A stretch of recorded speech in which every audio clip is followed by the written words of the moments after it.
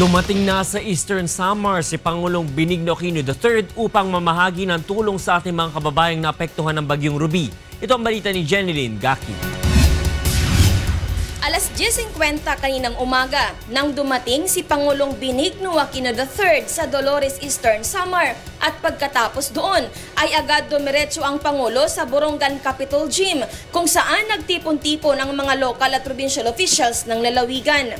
Nais ng Pangulo na personal na alamin ang kalagayan ng ating mga kababayang naapektuhan ng Bagyong Ruby dito sa Eastern Samar.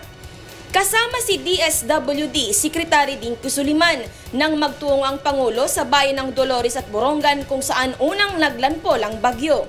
Pinangunahan ng Pangulo ang pagbibigay ng shelter fixing kits sa bayan ng Dolores at Borongan.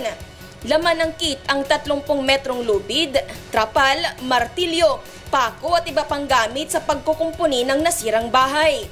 Habang hygiene kits naman ang ibinigay ng DSWD, katuwang ang International Organization for Migration.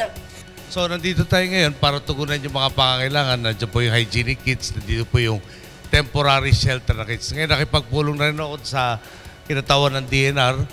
Yung meron tayong ongoing na pagtatanim ng mga mangroves. Yung mangroves po, protection para pag merong malalakas na alon, pati na rin sa storm surges and nakaka-mitigate ng tsunami rin.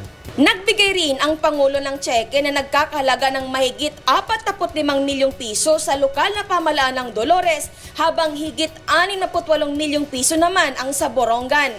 Ang pondo ay para sa ilulunsad na Cash for Work program sa mga biktima ng Bagyong Ruby.